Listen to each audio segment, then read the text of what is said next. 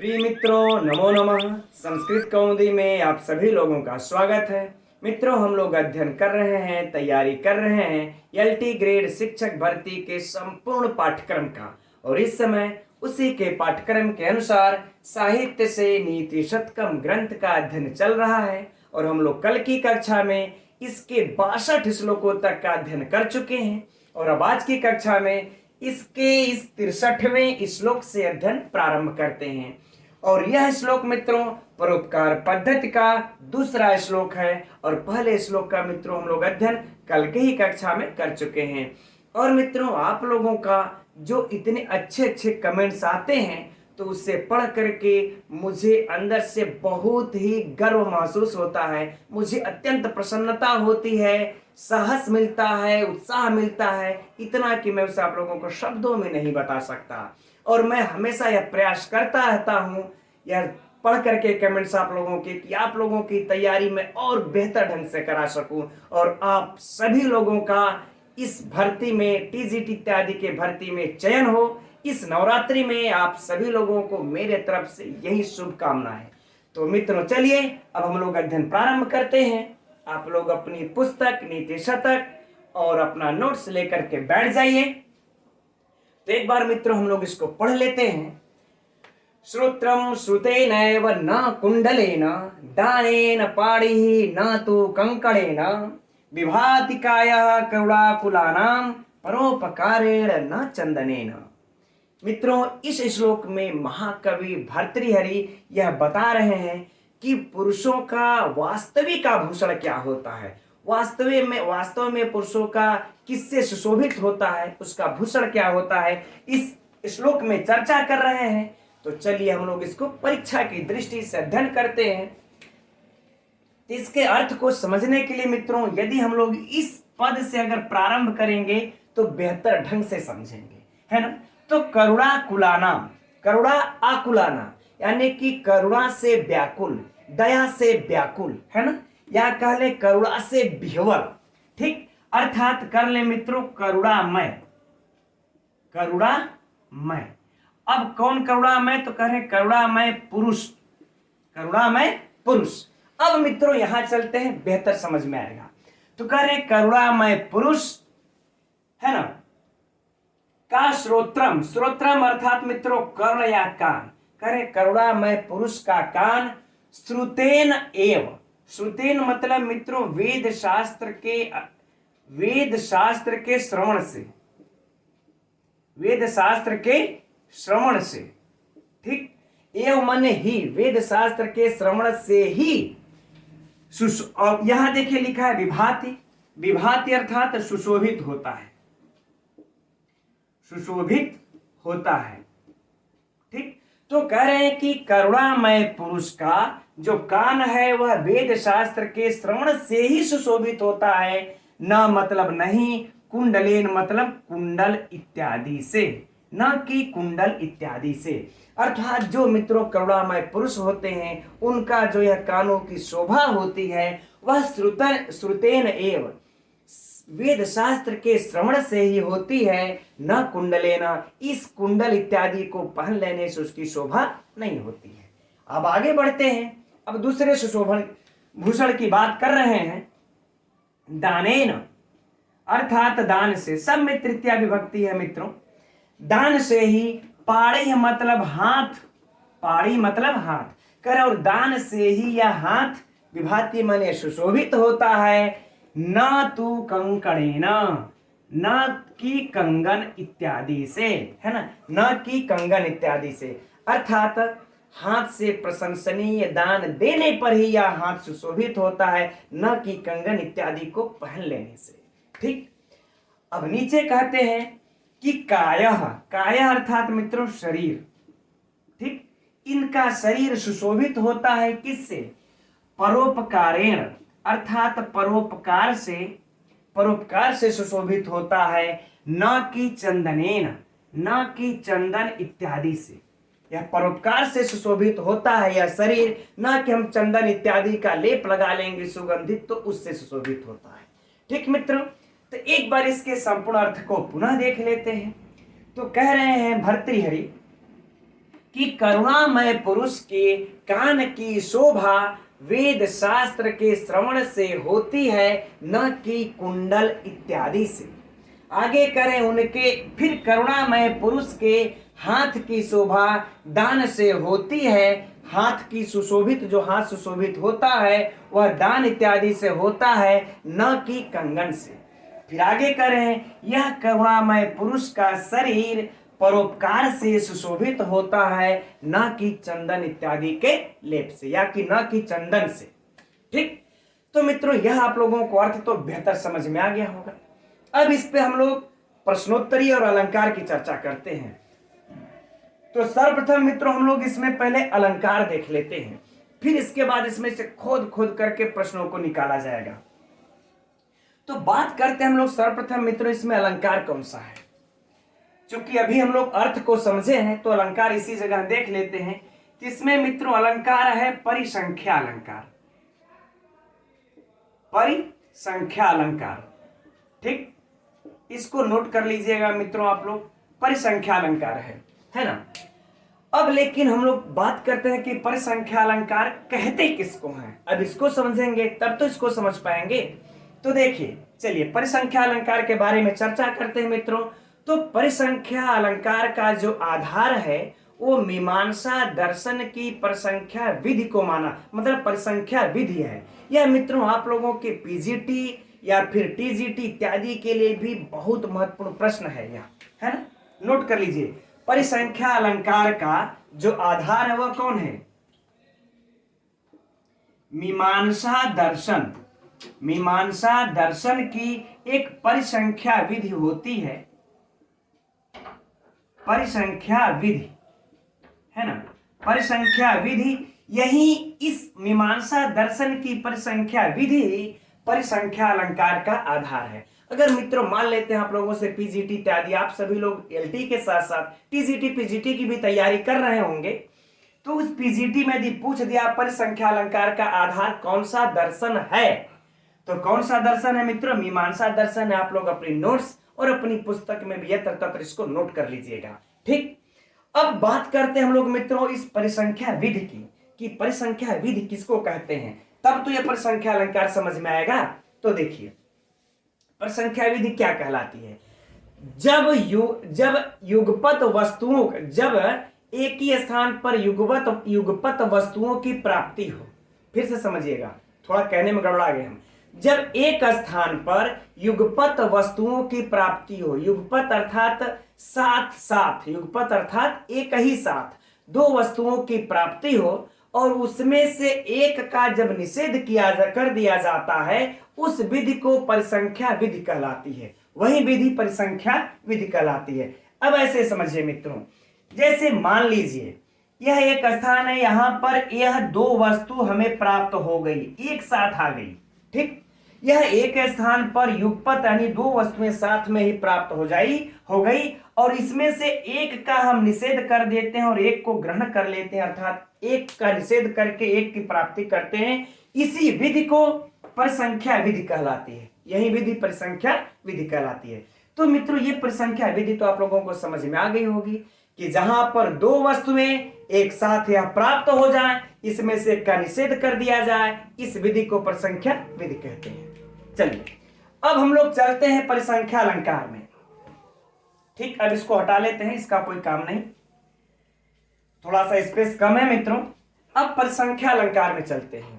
तो मित्रों परिसंख्या अलंकार कितने प्रकार का होता है? तो यह 4 प्रकार का होता है, एकदम नोट कर लीजिएगा।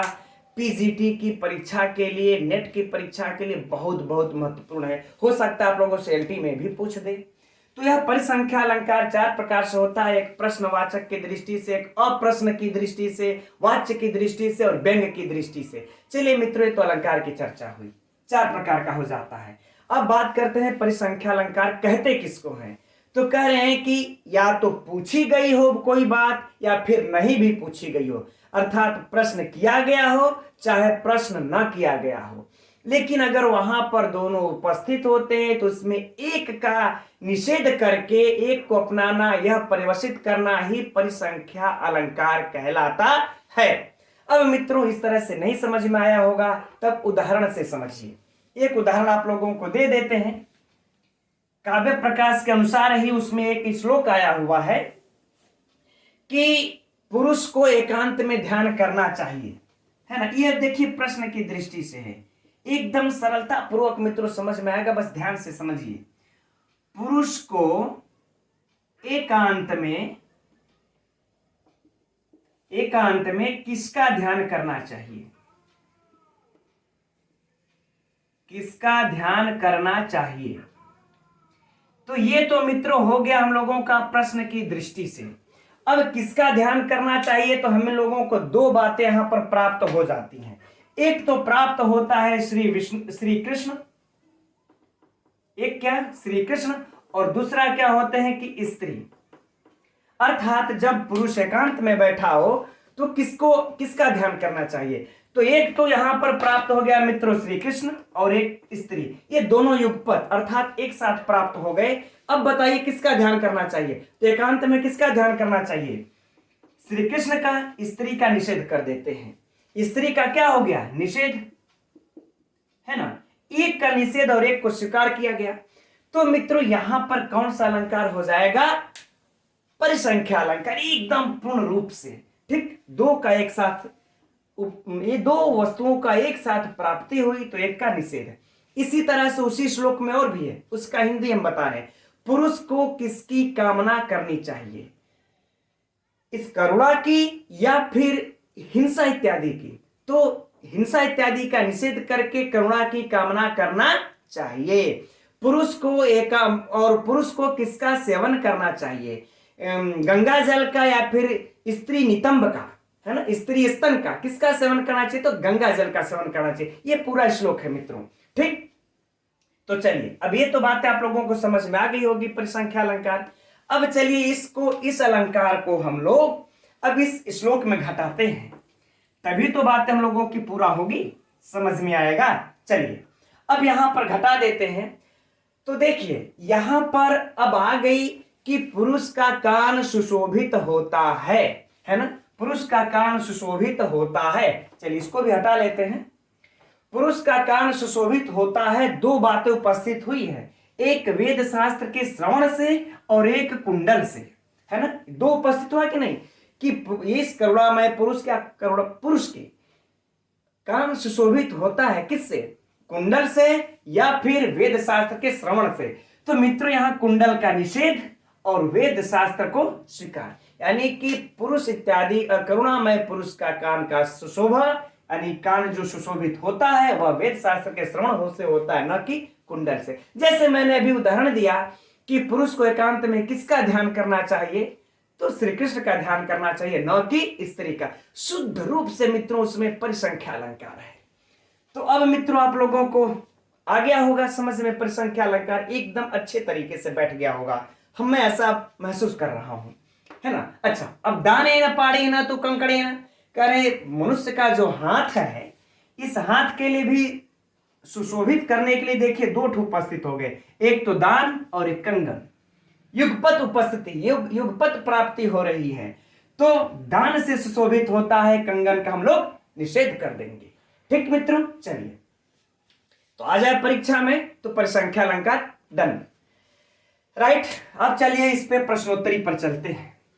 तो इसका तो मित्रों सबसे पहला भयंकर प्रश्न है, ये वाली पंक्ति ही आप लोगों की पूरी सुक्ति है। तो ये सुक्ति है, किस पद्धति की है, हम लोगों को इसको याद कर लेना है, नोट कर लेना है।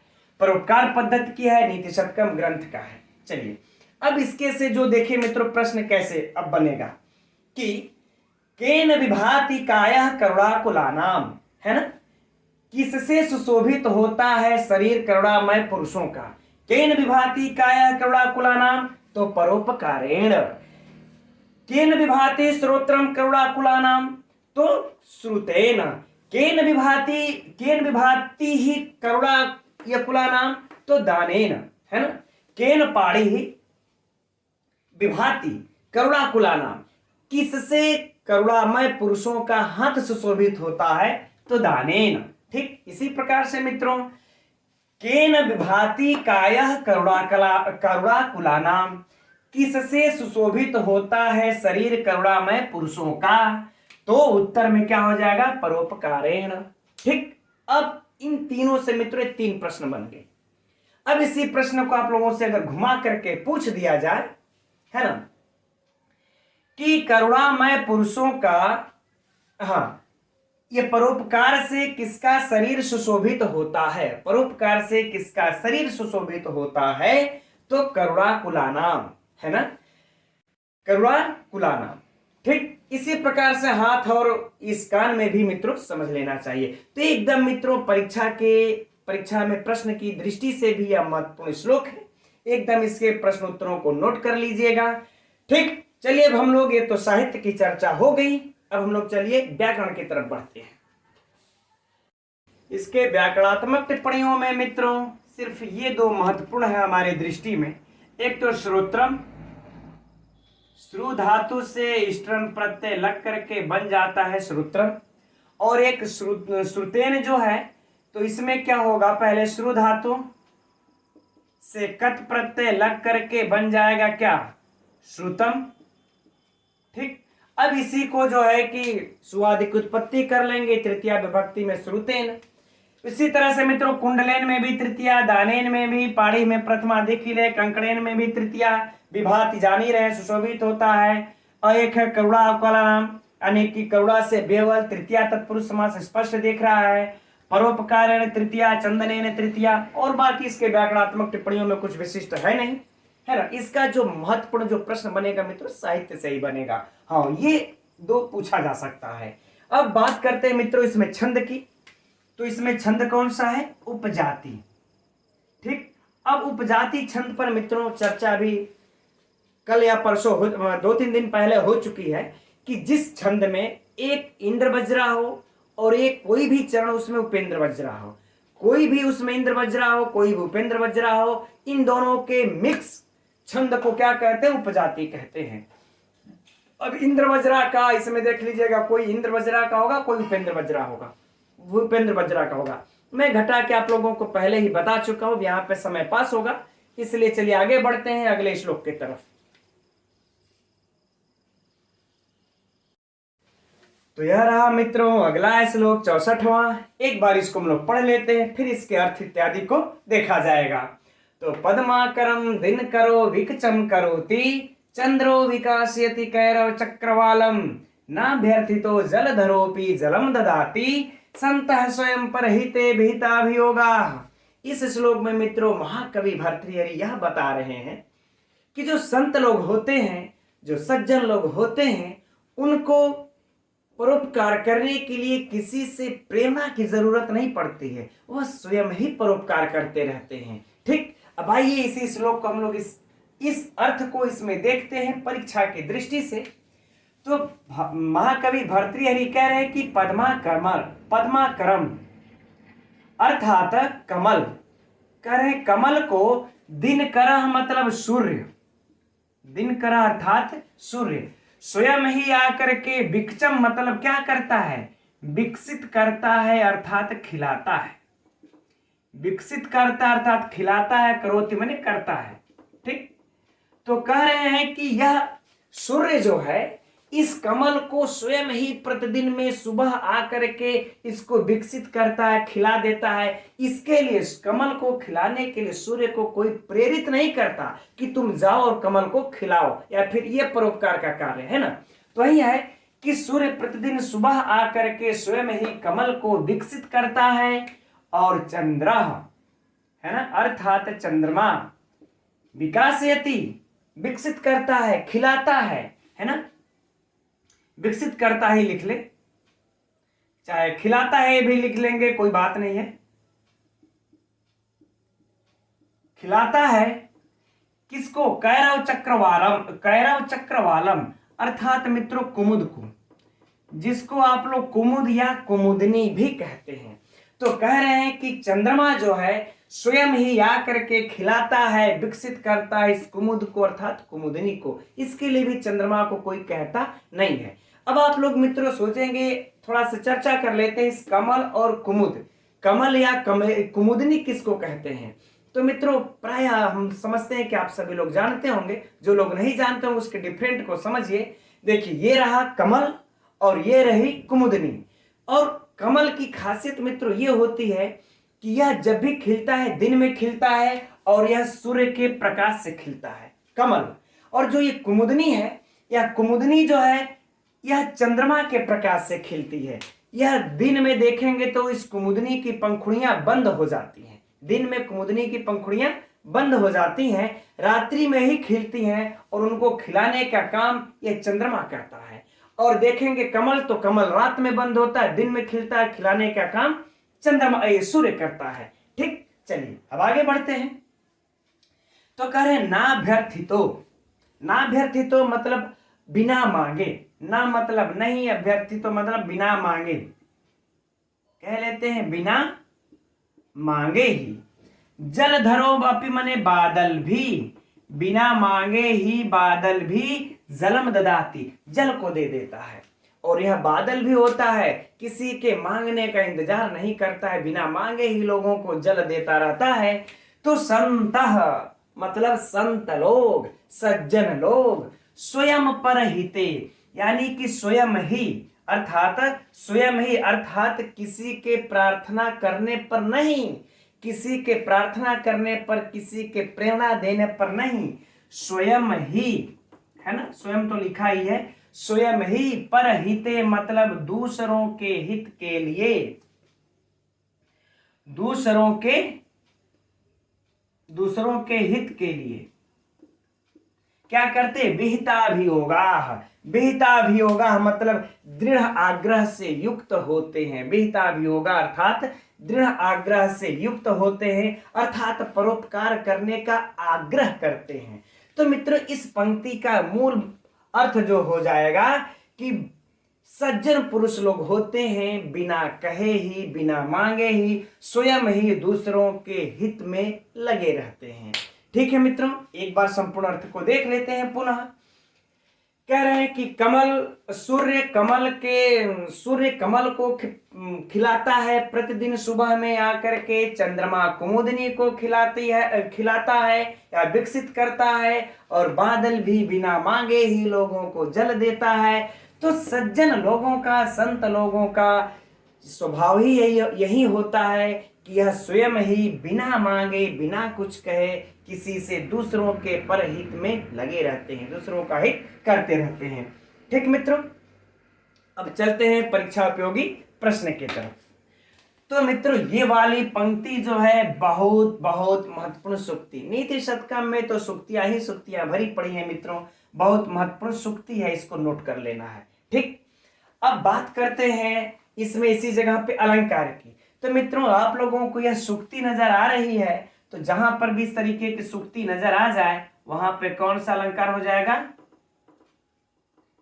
अर्थांतर न्यास अलंकार। ठीक, तो एकदम नोट कर लीजिएगा, अर्थांतर न्यास अलंकार है इसमें। अब इसमें से जो प्रश्न मित्रों कुछ विशिष्ट कठिन नहीं बनेगा, साधारण सा प्रश्न बन जाएगा जो कि प्राय पूछेगा भी नहीं। जैसे कि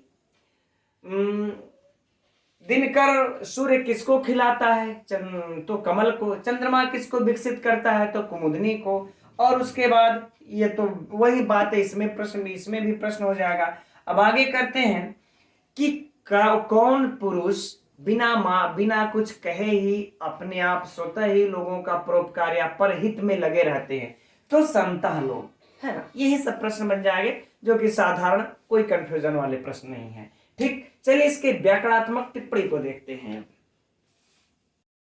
तो इसके व्याकरणात्मक टिप्पणी में देखते हैं मित्रों, पद्माकरम, पद्म नाम आकरः अर्थात षष्ठी तत्पुरुष समास। सिंपल है मित्रों। आगे है दिनकरः, दिनम करोति इति दिनकरः, है ना, और इसमें जो व्युत्पत्ति हो जाएगी दिन धन क्री धन ट प्रत्यय मिलकर के बन जाता है मित्र दिनकर। अब है विकचम, है ना, विकचम अर्थात विगतः कचः अस्मात् इति विकचः अर्थात बहुव्रीहि समास। यह वाला मित्रों परीक्षा की दृष्टि से महत्वपूर्ण होगा, दिनकर याद कर लीजिए।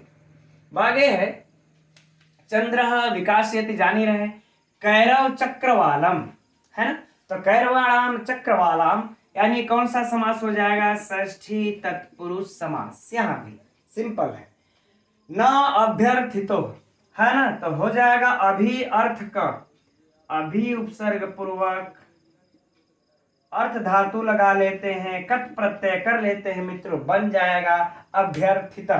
क्या हो जाएगा? अभ्यर्थितः। आगे जलधरः अपि, तो जलधरा, जलस्य धरा, जलधरा, तो मित्रों यहां भी कौन सा समास हो जाएगा? षष्ठी तत्पुरुष, सिंपल है।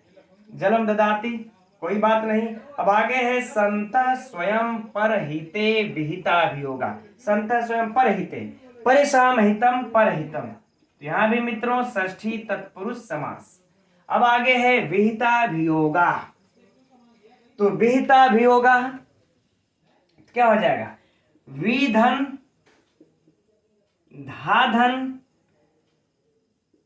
कत, है ना, विधन धाधन कत, थोड़ा सा अच्छे से नहीं लिखा पाया, विधन धाधन कत विहितः। अब इसके बाद अभियोगा, अभियुज घन, चलिए लिख देते हैं, अभिधन युज धन घय प्रत्यय मिलकर के मित्रों बन जाता है अभियोगा। ठीक, अब विहिता अभियोगा तो हो जाएगा यही ते विहिता अभियोगा, अर्थात बहुव्रीहि समास। तो अगर इसमें समास पूछ दे मित्रों तो बहुव्रीहि समास, राइट। तो विहिता अभियोगा बहुव्रीहि समास, विहिता में पूछ दे तो विधाधन कत, और अभियोगा में अभियुज धन घय अभियोगा। ठीक मित्रों, तो ये रहा इसकी व्याकरणात्मक टिप्पणी। अब इसमें से परीक्षा की दृष्टि से मित्रों ये आप लोगों को दिनकर और विकचम ये महत्वपूर्ण है, पद्माक्रम को भी याद ही कर लीजिएगा, हो सकता है पूछ दे। अब इसमें हम लोग छंद की चर्चा कर लेते हैं। तो मित्र इसमें छंद कौन सा है? वसंत तिलका, वसंत तिलका छंद है। ठीक, चलिए ठीक है, अब हम लोग आगे बढ़ते हैं अगले श्लोक की तरफ। तो यह रहा मित्रों अगला श्लोक 65वां, और परीक्षा की दृष्टि से अत्यंत अत्यंत महत्वपूर्ण श्लोक। तो जरा इसका अध्ययन हम लोग ध्यान से करते हैं। तो चलिए प्रारंभ करते हैं। एते सत्पुरुषाः परार्थ घटकाः स्वार्थान् परित्यज्य ये सामान्यस्तु परार्थम उद्यम भृतः स्वार्था विरोधेन ये तेमी मानुष राक्षसा परहितम स्वार्थाय निघ्नन्ति ये तो घ्नन्ति निरर्थकम परहितम ते के न जानीमहे। मित्रों बहुत ही अच्छा श्लोक है। इस श्लोक में महाकवि भर्तृहरि यह बता रहे हैं कि जो पुरुष होते हैं ना उनकी 4 श्रेणियां होती हैं, और परीक्षा का यह मित्रों बहुत ही महत्वपूर्ण प्रश्न भी है। तो वह पुरुष की 4 श्रेणियां कौन सी होती हैं देखते हैं इस श्लोक में, अर्थ को समझते हैं। कह रहे हैं एते सत्पुरुषा, तो मित्रों हम लोग प्रारंभ करते हैं यहाँ ए से, तब सटीक अर्थ समझ पाएंगे।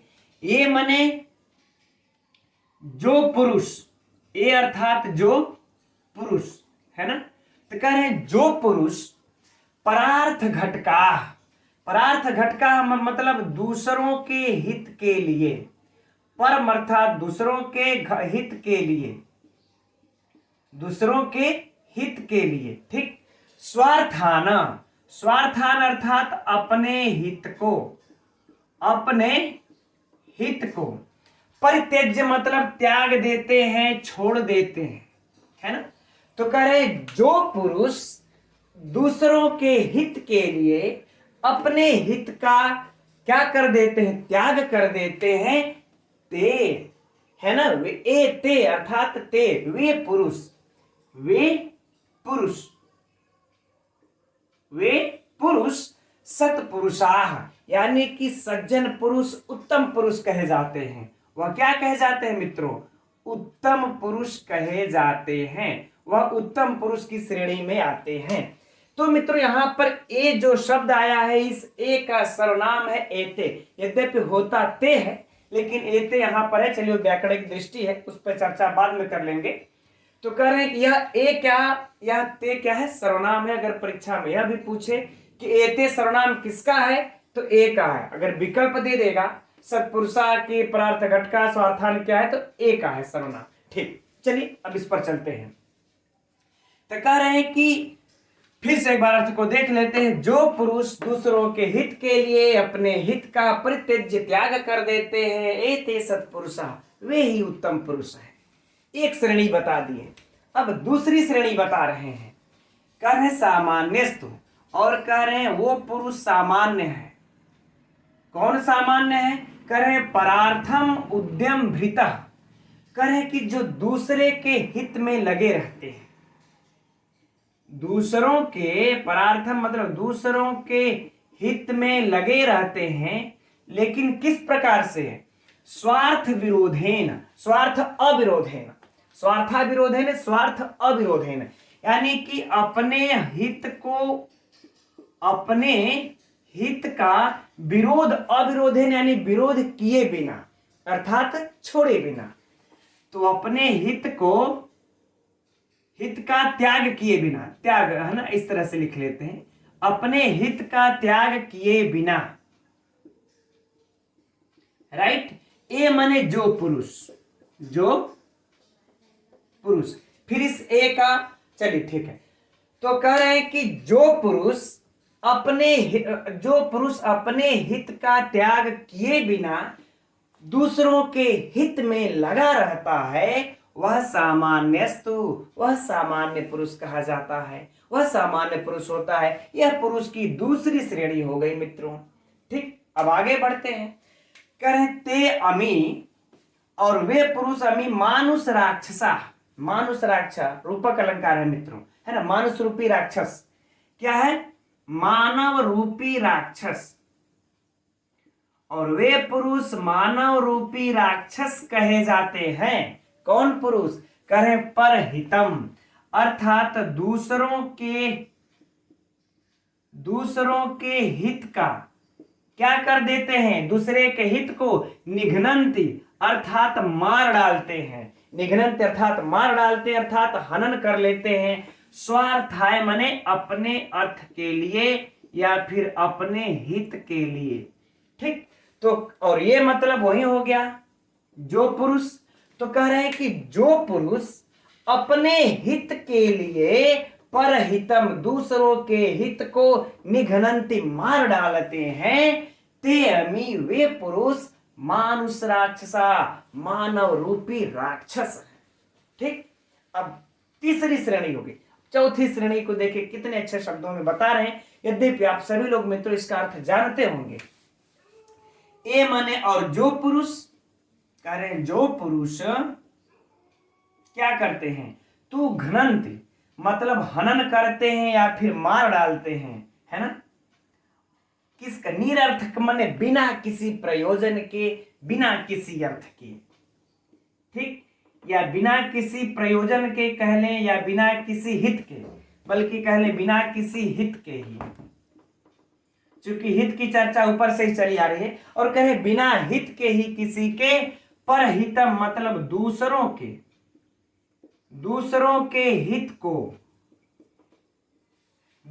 हित को मार डालते हैं बिना किसी हित के।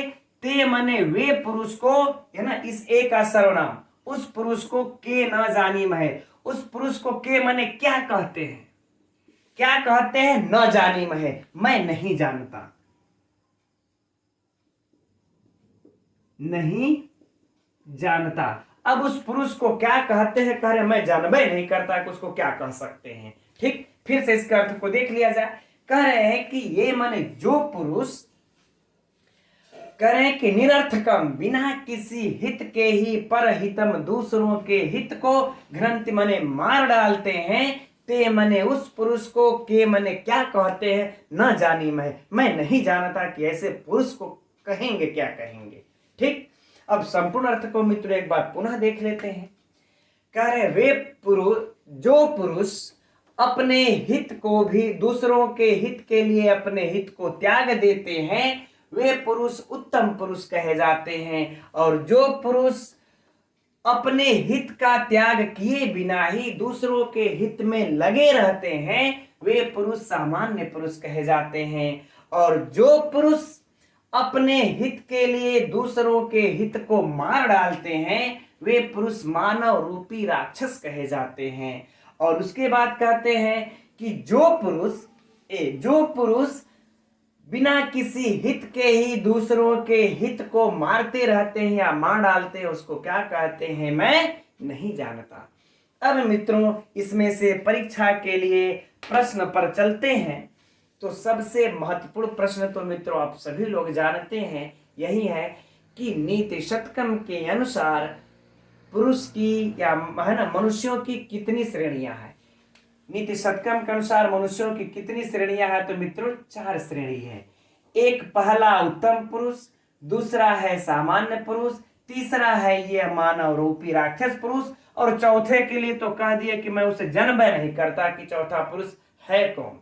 ठीक, उसको क्या कहेंगे, उसका क्या नाम रखें हम, उसका क्या नाम दे। तो ये 4 श्रेणी हो गई। यह तो बहुत बहुत महत्वपूर्ण प्रश्न है, कई बार परीक्षाओं में पूछा जा चुका है। अब प्रश्न को थोड़ा सा इस तरह से अंदर तक जाएगा। कैसे? तो कौन से पुरुष के सत्पुरुषा, कौन सत्पुरुष कहे जाते हैं? तो कह लिखिएगा, परार्थ घटका स्वार्थान परित्यज्य ते सत्पुरुषा, वे सत्पुरुष है। फिर अगला प्रश्न इससे बन जाएगा, और के सामान्यस्तु, कौन सामान्यस्तु, कह सामान्यस्तु, कौन सामान्य पुरुष कहे जाते हैं? तो परार्थम उद्यम भृत स्वार्थ विरोधे न ये सामान्यस्तु। ठीक मित्रों, या फिर ये पंक्ति उठा करके रख देगा परीक्षा में आप लोगों को कि परार्थम उद्यम भृत स्वार्था विरोधे न ये खाली स्थान कर देगा, या फिर कह पुरुष तो सामान्यस्तु, या मित्रों फिर इस पंक्ति से भी दे देगा परार्थ घटका स्वार्थान परित्यज्य ये कह, है ना, के तो लीजिएंगे ते सत्पुरुषा, वे सत्पुरुष कहे जाते हैं, उत्तम पुरुष। ठीक, और वही बातें मित्रों इसमें से भी पलट करके पूछा जा सकता है ना, कि मनुष्य रूपी राक्षस किसको कहते हैं? तो परहितम स्वार्थाय निघ्नन्ति ये, या फिर परहितम स्वार्थाय निघ्नन्ति ये कह, तो मनुष्य राक्षसा, है ना, कहा मनुष्य राक्षसा।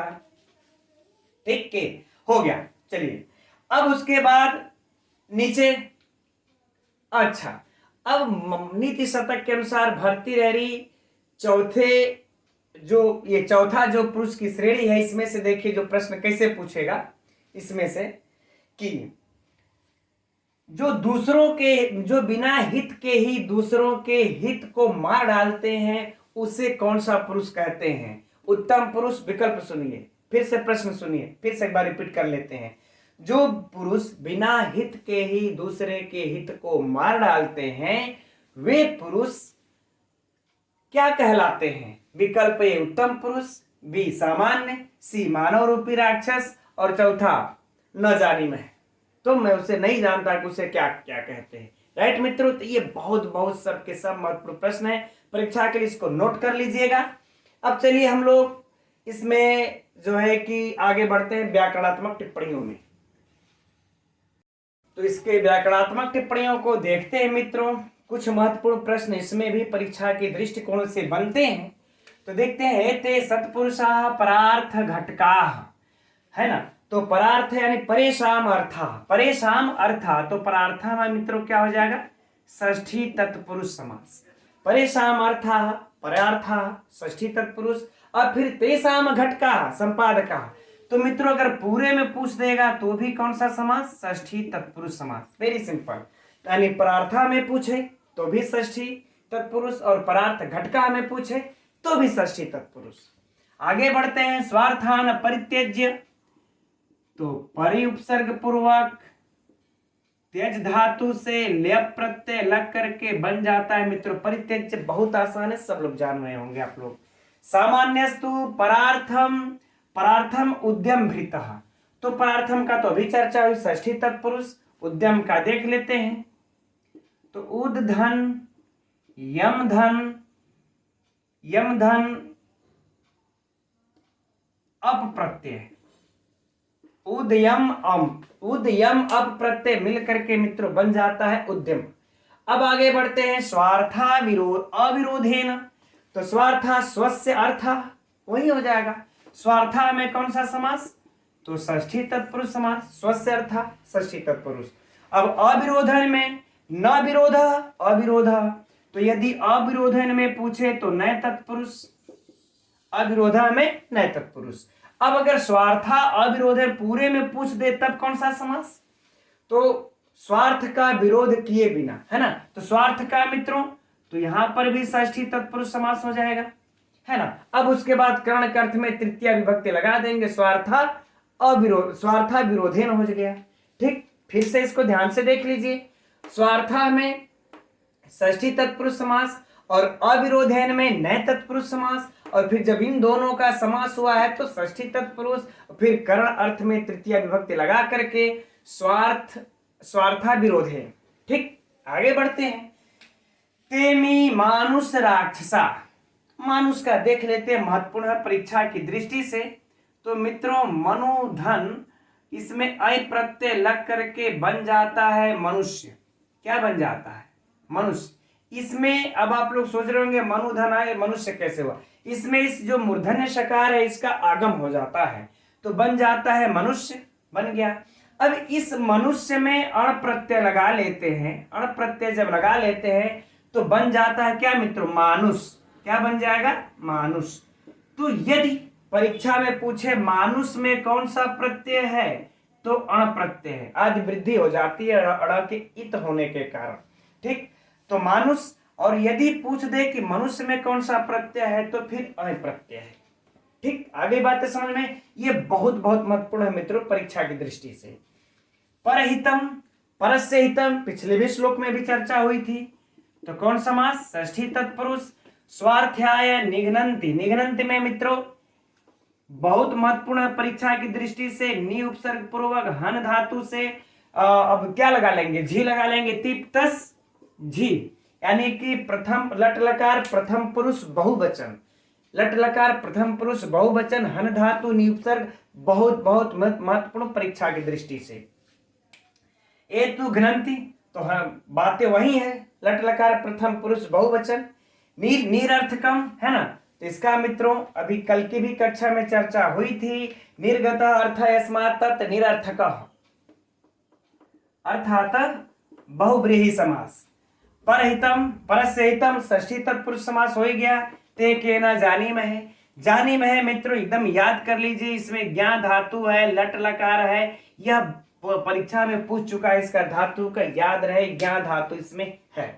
तो ठीक है मित्र, ये रही व्याकरणात्मक टिप्पणियां।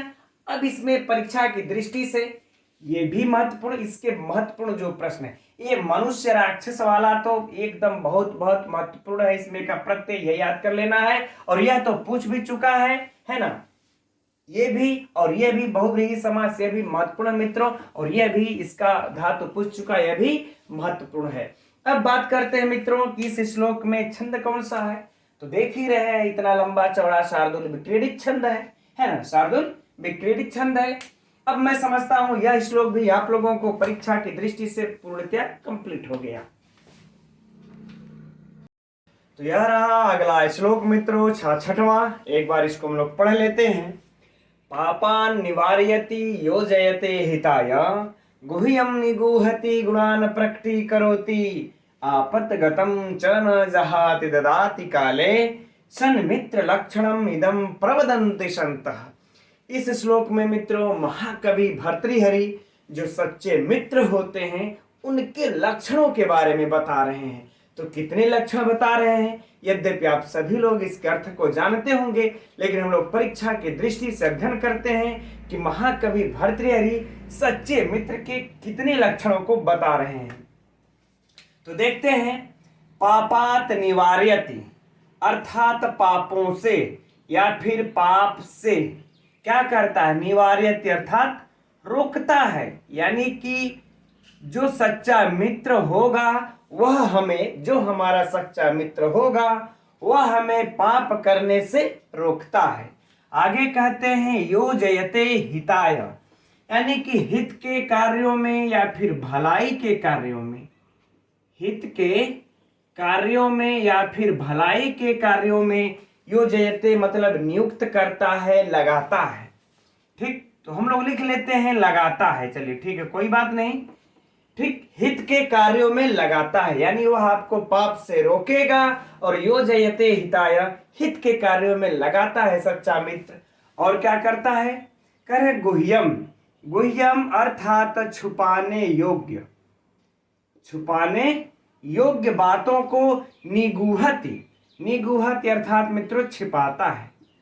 तो कह रहे छिपाने योग्य बातों को छिपाता है। और गुणान प्रकटी करोति, उसके बाद कह रहे हैं गुणान मतलब गुणों को,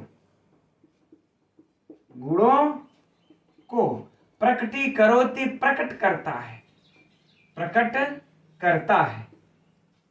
ठीक, तो जो मित्रों हमारा सच्चा मित्र होगा वह हमारे छुपाने योग्य बातों को छुपाएगा और वह हमारे गुणों को प्रकट करता है, जो हमारे अंदर गुण होंगे उसको। अब आगे देखते हैं, करें आपतगतम च न जहाती। आपतगतम अर्थात जब विपत्ति आ जाए हमारे ऊपर, तब विपत्ति आने पर, विपत्ति के आने पर च न जहाती मतलब साथ नहीं छोड़ता, न मने नहीं और जहात मने छोड़ता है। करें विपत्ति आने पर वह साथ नहीं छोड़ता है। और ददाति काले, काले मतलब मित्रों समय के आने पर, समय के आने पर ददाति मने देता है। ठीक, अब देता है मित्रों, बाकी सब तो इसमें कुछ दिख नहीं रहा है तो हम लोग यह अर्थ लगा लेंगे कि समय आने पर वह धन देता है, साथ देता है ना। तो समय आने पर वह साथ देता है या फिर धन देता है। सत मित्र है ना, सन मित्र लक्षणम इदम, कहें जो सच्चे मित्र होते हैं, सच्चे मित्र का लक्षणम इदम माने यही लक्षण या यह लक्षण, यही लक्षण प्रवदंत, प्रवदंती अर्थात कहते हैं, प्रवदंती माने कहते हैं, संत अर्थात संत लोग, सज्जन लोग। करें सच्चे मित्र का यही लक्षण संत लोग कहते हैं। तो मित्रों एक बार पूरे अर्थ को पुनः देख लेते हैं, सरल सा बिल्कुल श्लोक है यह। करें सच्चा मित्र जो हमारा होता है वह पाप से रोकता है और हित के कार्यों में लगाता है, छुपाने योग्य बातों को छिपाता है, गुणों को प्रकट करता है, विपत्ति आने पर साथ नहीं छोड़ता और समय आने पर साथ देता है, अपने उचित अनुसार धन भी देता है। सच्चे मित्र का यही लक्षण संत लोग कहते हैं। ठीक मित्रों, अब इसमें से परीक्षा उपयोगी प्रश्नों की चर्चा करते हैं।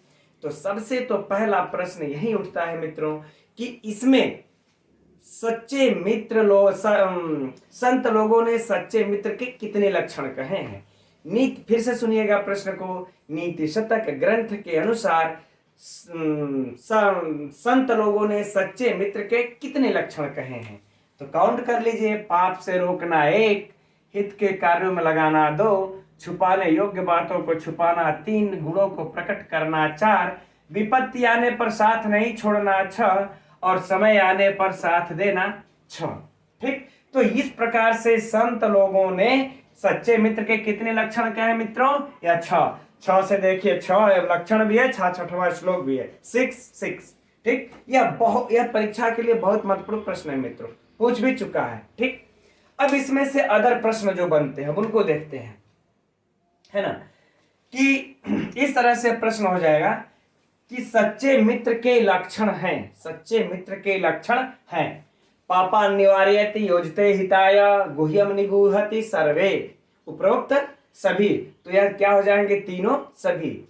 या फिर इसमें से एक को रखेगा 3 को नहीं रखेगा, तो हमको जो रखेगा वो सही होगा, उसे हमें मारना होगा। या फिर प्रश्न को घुमा दे, अब कैसे, कि पापा निवार्यति योजते हिताय, है ना, कैसे मित्र का लक्षण है, कैसे मित्र का लक्षण है, तो सच्चे मित्र का लक्षण है। या फिर यह मित्र का लक्षण किसने कहा है ना, पापा निवार्यति योजते हिताय, यह मित्र के लक्षण को किसने कहा है, तो सच्चे मित्र के लक्षण को संत ने कहा है। मित्रों बस इतना ही इसमें से अर्थ से, साहित्य से प्रश्न बनेंगे। अब चलते हम लोग इसके व्याकरणात्मक टिप्पणी की तरफ। इस श्लोक की व्याकरणात्मक टिप्पणियां मित्रों परीक्षा की दृष्टि से अत्यंत महत्वपूर्ण है, तो जरा इसे हम लोग ध्यान से देखेंगे। अब इसमें देखिए, प्रारंभ करते हैं, पहले है पापात निवार्यति, है ना, तो पापात में देखिए पंचमी विभक्ति है, पंचमी विभक्ति एक वचन। तो यह तो देखिए परीक्षा में पूछे गए हैं, ये सिंपल है, यह परीक्षा के लिए महत्वपूर्ण प्रश्न है कि पापात में पंचमी विभक्ति किस सूत्र से हुई है। ठीक, तो ये देखिए इसमें मित्रों पहले तो सूत्र लगता है वर्णार्थानाम इप्सितः, वर्णार्थानाम इप्सितः यह सूत्र है। इससे पापात की जो है कि क्या होती है, अपादान संज्ञा। वर्णार्थानाम इप्सितः सूत्र क्या कहता है कि वारण धातु के अर्थ में जो इप्सित कारक होता है उसकी अपादान संज्ञा होती है। तो यह सूत्र मित्रों क्या करता है, अपादान संज्ञा। एकदम आप लोग पुस्तक में नोट कर लीजिएगा, यह क्या किया, अपादान संज्ञा, वर्णार्थानाम इप्सितः। अब इसके बाद जब इसकी अपादान संज्ञा हो जाती है तब सूत्र आएगा अपादाने पंचमी, है ना। तब यह क्या करेगा, अपादान में इसमें पंचमी विभक्ति कर देगा, पंचमी विभक्ति। तो मित्रों अब देखिए परीक्षा के लिए प्रश्न कैसे पूछेगा कि पापात निवार्यति अस्मिन पदे, इस पद में पापात की अपादान संज्ञा किस सूत्र से हुई है। तब आप लोग लगाइएगा मित्रों वर्णार्थानाम इप्सितः सूत्र से इसकी अपादान संज्ञा हुई है। अब यदि प्रश्न को घुमाए और पूछे कि इस पद में पापात निवार्यत, इस पद में पापात की किस सूत्र से पंचमी विभक्ति हुई है, तब मित्रों आप लोग लगाइएगा अपादाने पंचमी। जब पंचमी विभक्ति पूछे किस सूत्र से हुई है तब अपादाने पंचमी, और यदि अपादान संज्ञा पूछे तो वर्णार्थानाम इप्सितः। दो आप लोगों को बहुत बहुत महत्वपूर्ण प्रश्न है परीक्षा की दृष्टि से। ठीक, अब आगे बढ़ते हैं। निवार्यति, निवार्यति में मित्रों आप लोग देख ही रहे, नि उपसर्ग पूर्वक वृ धातु से रिच प्रत्यय लग करके लट लकार के प्रथम पुरुष एक वचन में बन जाता है निवार्यति। बहुत आसान, वेरी सिंपल। अब आगे देखते हैं योजयते हिताय। अब हिताय में भी देखिए मित्रों कौन सी विभक्ति है, चतुर्थी विभक्ति, है ना, चतुर्थी विभक्ति है। अब यह भी परीक्षा के लिए आप लोगों को बहुत महत्वपूर्ण प्रश्न है कि इसमें चतुर्थी विभक्ति किस सूत्र से हुई है ना। तो इसके लिए मित्रों सूत्र है क्रियार्थोपपदस्य च कर्मणि स्थानीनः। मैं लिख देता हूं थोड़ा सा यहां पे, क्रियार्थोपपदस्य, इसको आप लोग नोट कर लीजिएगा, क्रियार्थोपपदस्य। ठीक है, क्रियार्थोपपदस्य च कर्मणि स्थानीनः। यह इसी सूत्र से मित्रों, इसी सूत्र से ही इसमें चतुर्थी विभक्ति हुई है। इसमें संज्ञा वाला झंझट नहीं है, संज्ञा का लफड़ा नहीं है, क्योंकि यह चतुर्थी विभक्ति में उपपद विभक्ति के अंतर्गत पढ़ा हुआ यह सूत्र है। तो इसके योग में यह चतुर्थी विभक्ति कर देता है। तो अब यदि परीक्षा में आप लोगों से पूछे कि हिताय में चतुर्थी विभक्ति किस सूत्र से हुई है, तो सीधे अगर उसमें चतुर्थी संप्रदाय रहे तो उसे नहीं लगाना है, सीधे आप लोग क्रियार्थोपपदस्य च कर्मणि स्थानीनः सूत्र को एकदम टिक मार दीजिएगा, एकदम 100% सही। चलिए, गुह्यम निगूहति। ठीक है, निगूहति का आप लोग मित्र जान ही रहे हैं, नि उपसर्ग है, इसमें भी गुह धातु है और लट लकार है, प्रथम पुरुष है, एक वचन है। ठीक, बहुत सिंपल। गुणान प्रकटी करोति, प्रकटी करोति, तो मित्रों यहां पर हो जाएगा प्रकट धन च्वी, धन च्वी, और धन यहां पर मित्रों जब अब इसकी चर्चा यदि हम लोग अगर करते हैं तो क्री धातु है, आप लोग देख रहे हैं, क्री धातु से लट लकार प्रथम पुरुष एक वचन में करोति बन जाएगा, कोई समस्या नहीं। ठीक, आपतगतम च न जहाति ददाति काले, है ना मित्रों, जहाति देख ही रहे हैं, लट लकार प्रथम पुरुष एक वचन, लेकिन इसमें धातु कौन सी मित्रों, यह हम लोगों के लिए परीक्षा के लिए बहुत ही महत्वपूर्ण है। हा त्यागे अर्थ में यह धातु है, हा धातु है, इतना याद रखिएगा, यह भी परीक्षा में पूछ चुका है। ददाति देख ही रहे, इसमें कुछ बताना तो सुनना तो है नहीं। काले सप्तमी विभक्ति है, कुछ बताने जैसा है नहीं, सब सरल है, सब आसान है, आप लोग स्वतः कर सकते हैं। अब सन्मित्रम लक्षणम मिदम, तो सन्मित्रम लक्षणम, तो सन्मित्रम मतलब क्या हो जाएगा मित्रों, सतमित्र यानी सच्चा मित्र। तो इस सन्मित्रम में अगर पूछे तो कर्मधारय समास, सन्मित्रम में यदि पूछे तो कर्मधारय समास। अब तस्य लक्षणम, उसका लक्षण, और यदि आप लोगों से पूरा यहां तक पूछ दे तो तस्य लक्षणम, उसका लक्षण, तो कौन सा हो जाएगा, षष्ठी तत्पुरुष समास। Very simple. ठीक, सन मित्रों महत्वपूर्ण है परीक्षा की दृष्टि से, याद रखिएगा। अब प्र उपसर्ग वदंती, वदति वदतः वदंती, प्र उपसर्ग लगा दिया है ना। अब लट लकार है, बहुवचन है, बहुत आसान। अब यहां पर देखिए मित्रों संतः, यह बहुत बहुत बहुत महत्वपूर्ण सा प्रश्न, यह मित्रों टीजीटी वाले में पूछ भी चुका है। संति संतः की अंतः, एक जो हम लोगों के भी आगे आएगा नीति नीति शतक में श्लोक, वह तो यह पूछा था क्रिया संज्ञा और उत्पत्ति से लेकर के, इसमें टीजीटी ने संतः पद को पूछा है, इसलिए आप लोग इसको याद रख लीजिएगा। अस धातु है इसमें, कौन सी धातु है? अस धातु है और लट लकार है, क्षत्रि प्रत्यय है, इतना याद रख लीजिएगा, तब बन जाता है संतः। और जब वह वाला श्लोक आएगा संति संतः की अंतः, तब वहां पर फिर से पुनः संत को विस्तृत में समझा जाएगा। फिलहाल यहां पर इतना ही रखिए। तो मित्रों यह परीक्षा की दृष्टि से महत्वपूर्ण बहुत बहुत है ये, है ना। और इसके बाद ये प्रश्न, इसमें से 2 प्रश्न, इसमें से 1 प्रश्न, 2 1 3 1 4 प्रश्न, और ये एक रहा 5 प्रश्न, है ना। और ये समास वाला 6 प्रश्न। व्याकरणात्मक टिप्पणी से मित्रों 6 प्रश्न बहुत ही महत्वपूर्ण है परीक्षा के लिए, नोट कर लीजिएगा। अब बात करते हैं मित्रों इसमें हम लोग छंद की। तो कौन सा छंद है? वसंत तिलका, है ना, वसंत तिलका इसमें छंद है, राइट। चलिए, अब मैं समझता हूं कि आप लोगों का श्लोक मित्रों परीक्षा की दृष्टि से पूर्णतया कंप्लीट हो गया एकदम से। अब हम लोग आज की कक्षा में मित्रों इतना ही रहने देते हैं। अब कल हम लोग पुनः इसी समय मिलेंगे 7:30 बजे।